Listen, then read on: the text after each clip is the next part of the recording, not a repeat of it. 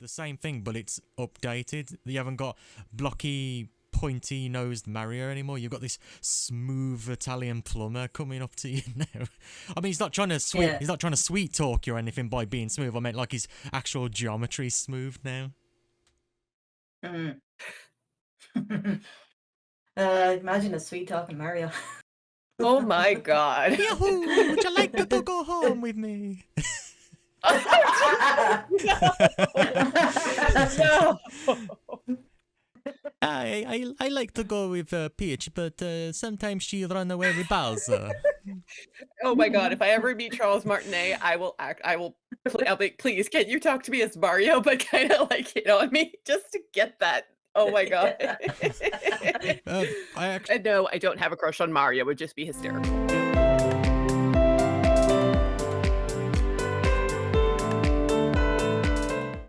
Hello guys, and welcome to, well, the first episode of a podcast series I'm going to be doing called Cal's Gaming Corner. In this series, in each episode, we're going to be joined by some amazing friends of mine and people I know, and we're going to reminisce and talk about games we used to play back in the classic era, if you will, or we'll talk about the newest releases. Today we're going to be talking about Super Mario 64, one of the very first games I got to complete way back when, with it being on the N64. And joining me is the lovely Irish lady Emily, aka Scaldy Panda. Hello. And also joining me is Jossie, the amazing voice actress that is one of my most amazing friends too. Hi. So yeah. Cal. Yes, welcome. This is gonna be something crazy. So yeah, let's look at when did it first release? So way back when, take yourself back to the 90s, and it released in Japan on June the 23rd, 1996, North America in September the 29th, 1996, and EU and everywhere else on March the 1st, 1997. So for those who don't know or might not have an inkling about it, Super Mario 64 was, well, for the Nintendo 64, one of Nintendo's many amazing consoles. And that's when it went fully 3D, I think. So yeah, they came out with Super Mario 64, and God, I was a young kid back when I finally got my N64. That was, I think I got my N64 when the PS2 finally came out, so that must have been when I was 4 or 5 years old. And it's probably one of my most treasured games because, well, it was probably the first game I ever completed on a console I owned just to myself that I wasn't sharing with siblings. So yeah, let's move on. Emily, what was your first experience with it? Let us know. First of all, you made me feel really old there. It's like, oh god. Oh, age is just a number. Calm yourself. Yeah. No, well, I actually didn't have an N64 myself. My cousin was actually my first kind of introduction into N64. He had the Super Mario 64, and I watched him play, and I was absolutely amazed because that was around the time like I hadn't even seen what a PlayStation 1 could do. So I went like I was used to Sega and Commodore 64, so like, you know, 16-bit, 8-bit, that's all and then I saw all these like polygons and like characters, 3D models. I was like, what is this technology? What am I looking at? And like, so that was my first kind of introduction into it, and I had a try of it then. And then when I was I think a couple of weeks later, in like a video store rental, they used to rent out consoles, so I rented a N64. And I think it was Legend of Zelda, GoldenEye, and Super Mario 64. So those were actually my first kind of introductions, and that's when I first started playing it for myself. And I'd say I rented that console on a weekly basis for about 2 years before I bought one. So that's kind of when I first started playing a 64, and then much later in my later years, I actually rebought one, and I have it now, and I have that game out downstairs, and I play it every once in a while now still. So yeah. That was about, I'd say, around 97 was I started gaming on an N64. So yeah, long time ago. Yeah, I was gonna say, I remember video renting, game renting, console renting, game renting. Oh God, game renting. Yeah, you can't do that anymore because obviously it's all digital now, so you can't really Yeah. do that. It's the same with arcades; they're sort of not around anymore. So yeah, it's taking me back. I remember renting stuff and forgetting to take it back on time, so it costed more to pay for it to send it back. Yeah. Oh, right. Hey, Joshua, what was your first experience with Super Mario 64? Yeah, let us know. Oh yes. Actually, I remember I was a fan of Mario only as like a spectator. I was never good. My hand-eye coordination sucked, so I was really bad with the side scroller games. The only game I played was Duck Hunt before that, and a lot of like preschool, like learning games for kids. Those were pretty much all I played. Um, and and I still can remember, I can flash back and remember very vividly when my mom surprised my brothers with the N64. I can still hear their excited screams. Oh my gosh. But there was a place called Game Exchange, which is actually still in business to this day in my town, where we would rent our video games and our consoles. And they had a TV up, and they had the system there just for people to play around with. And I remember trying it out, and it just blew my mind at the time. The graphics were just so next level for me at that age, since I was used to like the side scrolling flat 8-bit stuff. Never seen anything like this. And it was just mind boggling. I was 10 years old. Got the game, and I remember it was the first time I felt introduced to Mario. I actually got to play Mario. Like, I've never played before. I always just watched. And it was amazing. I remember we would take turns. There were things I was good at. We played as a group, my sister and my two brothers, and we play as a group. I was good at jumping. My sister was good at dodging. My brother was good at the boss battles, and we kind of just chucked the controller in each other's directions whenever we got to the parts we knew we sucked at. We beat the game together as like a whole. I've never beaten it on my own by myself, but I want to do that. That'd be actually a fun thing to do now as an adult. Yeah, I think I'm exactly the same. You have those games that you complete with your family as a unit, and then you have those games you finish on your own. The way you describe it sounds sort of like what I sort of used to do with my brother and sister. And it sounds like a very wholesome American kind of thing, just to have this big family together being like, okay, you do this, you do this, you do this, and then doosh, you're done. Yes. It's fun to listen to the stories, if I'm quite honest. And while I've got a little stutter going on, yeah, it's nice to hear people having a similar experience, but also a different. And moving on to the experience in general, you will be amazed how much the game sold when it first came out. It got critical acclaim and is the best-selling Nintendo 64 game, which, let's be honest, Mario has always been the big king of Nintendo. And oh God, exactly, yeah. And during the first 3 months of during the first 3 months of 1997, it was the second best-selling console game in the United States, with sales of 523,000 units for the period. So it might not seem like big numbers today, but back in the 90s, that was like, oh my God. What the fuck? And just imagine the amount of money from that. I mean, Jossie, can you remember how much a brand new game would have costed back in the 90s? I really don't remember, because my mother bought all my games for me. was spending it on Barbies. But it's funny you mentioned that, like, actually to this day, I believe if you call Nintendo, when they put you on hold, it plays the N64 dun dun dun dun dun dun. It's, which is incredible. Like the Mario 64 theme. I'm just like, and they're still super proud of that game, which I mean, it's just awesome. Exactly, yeah, they're still proud of it. I mean, we've seen the latest re-release of it, which is the 35th anniversary.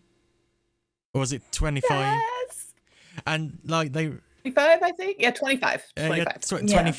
25 years, and to me, that makes me feel old, and I'm not even fully that old yet, but... Bless you. but yeah, they're very proud of the game, and while Nintendo's been a bit spotty lately, I have very fond, treasured memories for Super Mario 64. I know they did re-release it on Nintendo 3DS, and they introduced Luigi, Toad, and Waluigi, or was it Wario? I haven't played it yet, so I wouldn't really know. But I know they introduced more characters to play as, which sort of messes with the story a bit, because you always see it as Mario's solo adventure to go rescue Peach from Bowser, and it rinses and repeats, and it's always been like that since the 80s. So... Yeah. So you can play as Luigi? I didn't know that. I have that game. Yeah, from what I know, it's Mario, Luigi... Waluigi, I think, or Toad. I don't know. It could be either of them. And Wario. It lets you swap around. And yeah, I was gonna. That's my next question. I was gonna ask if either of you tried the 3DS version yet, or. No, I haven't. No, but maybe it's because I've been kind of going back to the original. No, I haven't tried the 3DS version yet. To be honest. Yeah, have you? Well, obviously you've just said that you haven't had a chance to try it yet, have you, Jossie? Actually, I completely misunderstood you. I got the version on the Switch, which is just the same old version, which is awesome. It's fun to have it up. It's fun to play it on there again. But I didn't know that they did that for the D. You said the DS? 3DS. 3DS, yeah, I don't have that, so I had no clue about that, actually. Yeah. That's fascinating. Yeah, that's something. It shows how they can take the same game and people will be long-time fans of it because they're like, oh, it's the same thing, but it's updated. You haven't got blocky, pointy-nosed Mario anymore. You've got this smooth Italian plumber coming up to you now. I mean, he's not trying to sweet talk you or anything by being smooth. I meant like his actual geometry's smooth now. Imagine a sweet talking Mario. Oh my god. Yahoo! Would you like to go home with me? No. I like to go with Peach, but sometimes she run away with Bowser.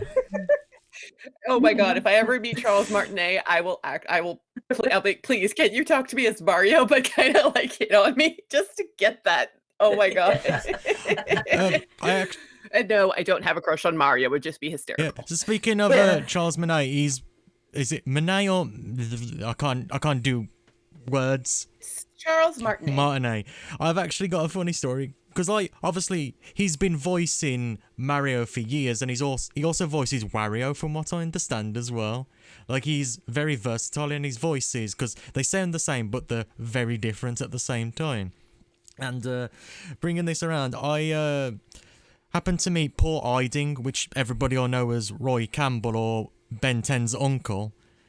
And he's a fantastic guy. And he was telling us about a story with him and Charles Martinet. And we're going on our first tangent. Yay! Yay. And he was telling us he was at a convention and he was sitting next to Charles. And Charles would always sign his autographs as Yahoo! Yahoo! And he would constantly be doing this next to Paul Eiding. And obviously, Paul loves the guy, but he's also really annoyed at hearing this Yahoo constantly. So, if you had to hear that all day long, I don't blame him. Yeah, so obviously it's for the fans because fans of Mario and everything. But yeah, he was saying he was getting annoyed by this, and then a fan came up to him and asked for his autograph, and said, "Could you write the thing that says where he goes snake, snake, snake?" And he says, Asked me to say that out loud, and obviously he did that, and he gave Charles a blooming heart attack. He was like scampering away hearing this snake. That was a fun story, and but like at the same time, it shows how much even the voice actor himself really loves the series, and I think the series is one of those that stands the test of time because you got Super Mario Maker, which combines all the classic era games with the newer stuff to make your own levels, and it shows it's a really timeless game because obviously we had it on N64, then it came to the Nintendo Wii as like a eShop purchase, if I remember right, back when Nintendo was still having the eShop up, which is long since closed now. Oh my gosh, I remember that. Yeah, exactly. And then it's obviously got its re-release and upgrade on 3DS, and then we had the 25th anniversary that had it in the collection, and honestly the game's really popular. I don't know if you both remember, but there was a group of fans that reverse engineered the whole game to be playable on PC as like a PC game. Really? Yeah, it happened quite a while ago, and obviously Nintendo these days saw it as like a big threat, and there was like, okay, you got to cease and desist this. But it is on the internet now, so if you find that, it's probably somewhere, because once it's on the internet, it's never going to go away. Like No, that's it. you will never get rid of it. So it was a big fan project, and people modify the PC port of the game, the fan PC port, to upgrade the models and everything, and it's unbelievable to look at. I will have to show you both at some point what it looks like, because it's the same game as it is on N64, just without it being squished down to like 540 by 560 resolution or whatever. Mario in HD. Yes, Super Mario 64 Ooh. HD. And Mm. and yeah, going back to the amount it sold, it was the best-selling game in the United States between 1995 and 2002, with 5.9 million units sold in the US by 2002. So that's even bigger scale. For like 7 years, it was like king of selling the game. I'd well believe it. Yeah, It is obviously brilliant game. Yeah, obviously it's got countless awards as it would, and then it talks about it. It became the second most popular game on the Nintendo Wii's Virtual Console by June 2007, behind Super Mario Bros. So it literally was behind itself, in a way. It's like, oh, what's the most popular game? Super Mario Bros. What's the second? Super Mario 64. Whoa, yeah, and yeah, looking at the whole series as a whole, it's really is one of those games that stands the test of time. Like, if you can look past the graphics being dated now, the story at its core is always going to be timeless. Like, No, that's it. That's what makes the game. It's not the graphics. It's the story that carries it through the ages. exactly, yeah, exactly. And a lot of people are a lot of people talk lately. I'll talk a lot about the camera and how it's kind of wonky, but they forgive it just because story and the gameplay, the levels, the challenge of getting through this game is just so good. They're just like, yeah, we forgive it. It's okay. It's one of those forgiving graces of it. Although, do you both have any memories from the game itself, like something you did in the game? Was you one of those people that threw the baby penguin off the edge, or did you do something crazy in it? What happened? I remember, Jesus, when I was younger, I thought I broke the game, and for some reason I decided to what looked like Mario twerking against the wall. I inadvertently, speedrunners use this, but I basically pushed up against the wall and I pushed through it into the other area before I had technically unlocked it. I found that exploit when I was a kid by accident And it's because I was just messing. and it's a proper used thing now. Like most speedrunners, you'll see use the bounce glitch where they just slide up the stairs to the final level. And that always blows my mind is to watch speedrunners still go at old games finding exploits to it. Although I do know in the Switch version they actually sort of patched that so you couldn't clip out very easily anymore now.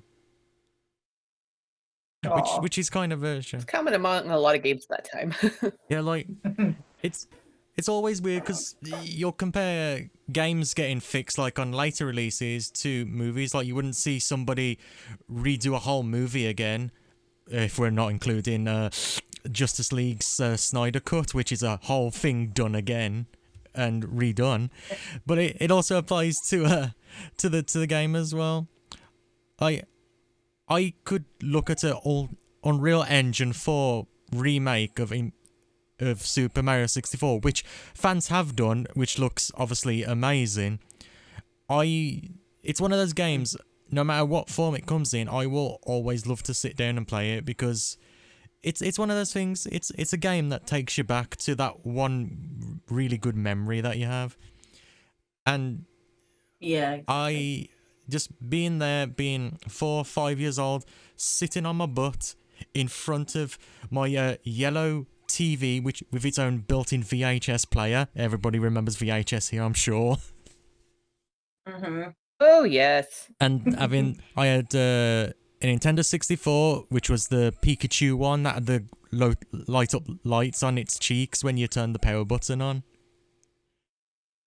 And You wanted one of them. oh, you should have got one. I should have. My mom let me down. Shout out to Emily's Mom, we need to talk. Shout out to Emily's mom being a good mammy.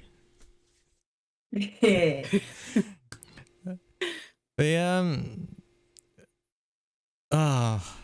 I could sit here talking all day about amazing memories.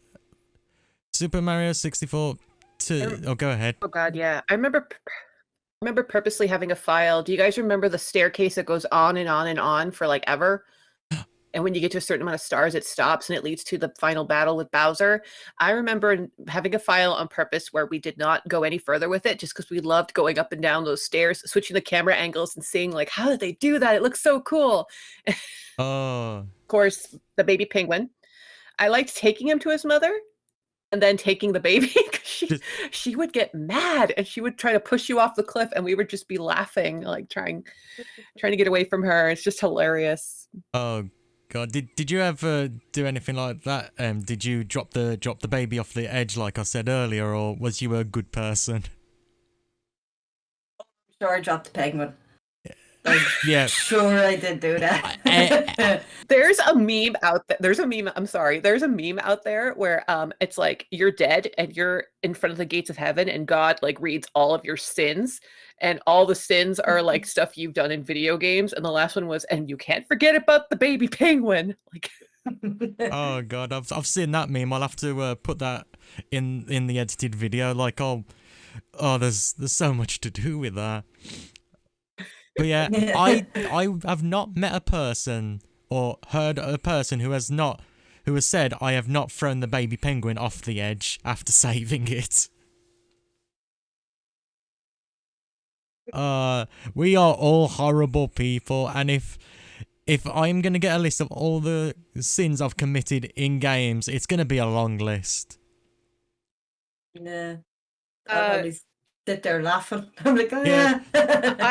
Cal, if you ever do a podcast episode about The Sims, this is me being a saint compared to the stuff I've done on that game. Like, just to say. Yeah, we're just gonna get up to the pearly white gates, and God's gonna be there, big bushy beard, or he's a lady, whichever works, and just gonna be looking at this list, just gonna be looking at that list and going, so you threw the penguin. Yeah, that's what everybody did. You threw the penguin. Yeah. You threw the penguin.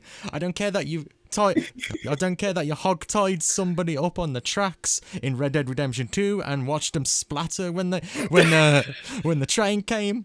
You threw the penguin off the edge. As for me, When you saved it, you gave it hope. You gave it hope and then you took it away.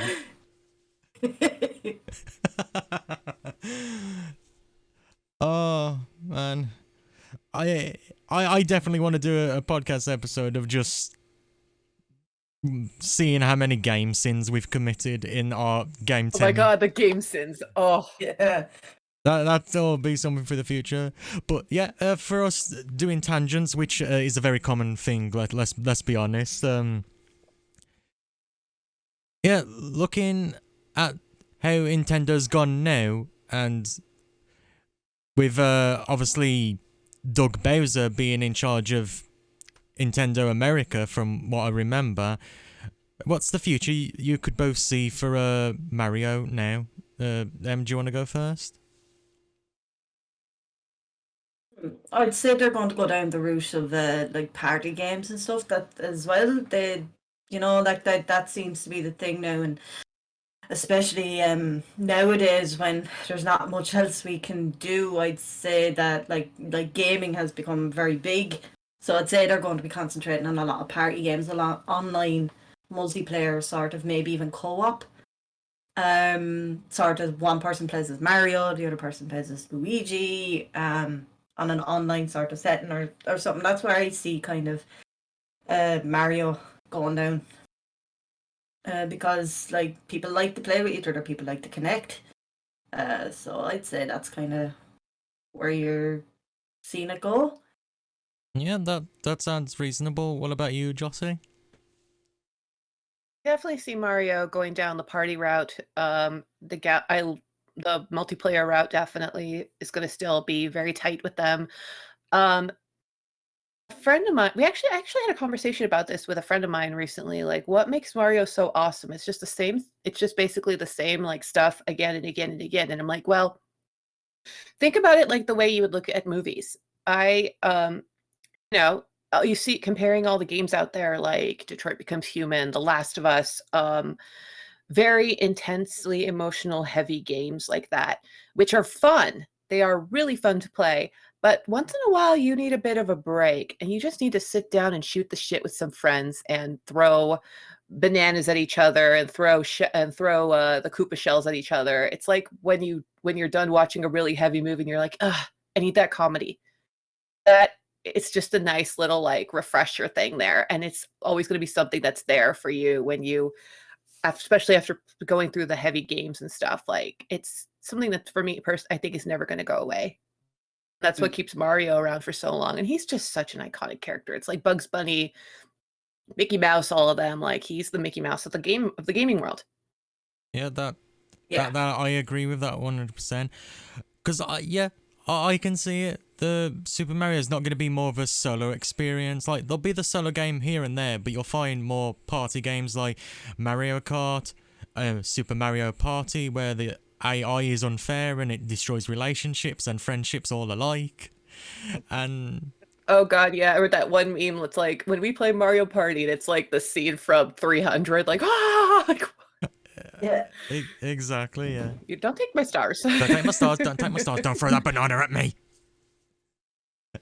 And yeah. Oh, the blue shell, the homing shell. Oh my god. Yeah. So many memes. So many memes. But yeah, definitely I can see it going down more multiplayer games, maybe some odd co-op ones. I mean, you never know, you might be seeing Call of Mario World at Wahoo! You know. Or World at Wahoo! You know, I can't. The Last of Mario. The Last of Mario. Just like in a Photoshop. I would kill to see that. Toad can be Ellie. Just gonna see. I'll just like bring up everything on editing now. Just like, here's every single game, but Mario-ized, Mario-fied. Dude. I would kill to see that. Hey, any Photoshop people out there, please make this a reality. Oh, we'll see. I'll probably look at some of that, but let's see. Call of Mario, The Last of Mario, what? The Last of Mario or The Mario of Us? I don't know. Metal Gear Oh Mario. my god. Mario Stranding. Instead of a cordyceps virus, it's like a Koopa Troopa virus or something. Goomba virus. Shh, you're giving them ideas. And the clickers are actually Yoshi's, and all you hear is in the background is Yoshi. Oh yeah, just It's near. hearing yum yum yum. Oh, it's a shame Cass is not here. Oh, it's terrible. It's a shame Cass is not here because she can do obviously Yoshi's yum a lot better. Oh, Cassie. She does. And speaking of the word Yoshi, isn't that something people have called you a lot, considering they sometimes get your name wrong, Jossie? Always, since I was 5 years old, when Mario first came out, that haunted me when I was 5. I just started school. Mario was a big deal, of course, and everyone thought my name was Yoshi. It's spelled so similar. It's only one letter difference, and I hated it so much. But now I have to thank Mario in a sense, and Yoshi, because it's now part of my identity. Yoshi is a huge part. I have like t-shirts. I have a doll my ex-boyfriend got me. It's everyone nowadays are like, oh, Yoshi. I'm like, oh, hell yeah, I'm Yoshi. It's awesome. Oh yeah, we're just gonna tune into one of your streams when you're playing Super Mario 64 one of the days, and you're just gonna be wearing a Yoshi onesie. Oh well, God, yes. You know what? You just gave me an idea. I'm gonna jot that down. I gotta get a Yoshi onesie. I have a Goomba beanie that I got at a convention a couple of years ago. And actually, funny enough, when I worked as a waitress, I was sweeping the tables one night and I found underneath one of them a little Mario plastic action figure. So now I took it home and he just stays with my Yoshi doll. Like, oh yeah, there's just some child that's like lost its Mario, and you're just like, you took it. It's mine now. You took it, you evil woman. You know. But yeah, To be fair, I did wait the week for it to be claimed. We always keep everything in a box. If no one claims it, we can take them. So okay. At least I did that. Okay, that didn't just outright take that makes it better. You're not just like some gremlin just like being like, or Gollum just being like, my precious. You know, you're not just doing snatching Mario dolls from kids' beds. Just like a messed up version of the Tooth Fairy. Leave the Mario under the pillow. Oh God! I take payment in Mario. Oh well. Oh God! I think that's a good place to end the podcast. It was a little short, but I'm glad you guys joined me for it. It's been nice to just talk random nonsense about Mario and memories and Gollum collecting Mario dolls and figures. Oh yeah. God, it's been a blast. Right. Yeah, it has been. So right, we're gonna wrap this up. Do you both have any social media or anything you'd like to share with our audience? I'm Scaldy_Panda everywhere. That's me on Twitter and Instagram. I am Josie, IOSSIB Flores, one word, on Twitter. And I also do have a Twitch channel. It's Josie's Gaming Corner. Oh. All right, that's that. And also, I will plug another thing Josie has done. If you happen to be playing Fallout New Vegas, the last Frontier, Josie has voiced Frontier. Yeah, Frontier. She has voiced a couple of characters in that, I believe. Two characters. Yeah, so if that's something that's up your alley, you can find her eventually somewhere in the game. And yeah, I'm still trying to find me. so if you do, Aren't we all, Jossie? if you do happen to find her, tweet Jossie and saying I found you. Just no other context, just I found you. Send a picture though, it's because it's gonna be creepy if you just say I found you. Yeah. Right. Oh, what are you setting me up for here? Probably terrible things later. But all jokes aside, I'd like to thank both Emily and Jossie for joining me. They are two amazing people and again amazing friends of mine, so if you want to check them both out you can. For Emily, you'll find a load of Irish crack being Irish fun, not the actual thing, let's not go there.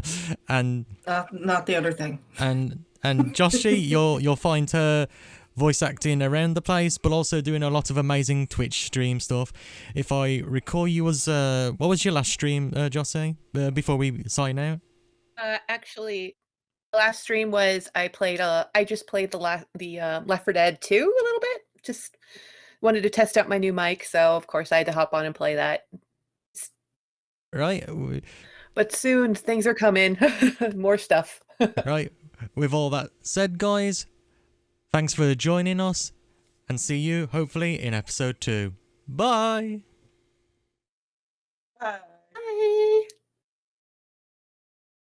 Hey guys, I hope you enjoyed the podcast. It's something a little different I wanted to try, and I was lucky to have some amazing friends to help do the pilot. If this is something that you would enjoy seeing more of in the future, please let me know, as it's a lot of fun to do, and I like reminiscing about games with good people. So as always, thanks for watching, and catch you in the next one.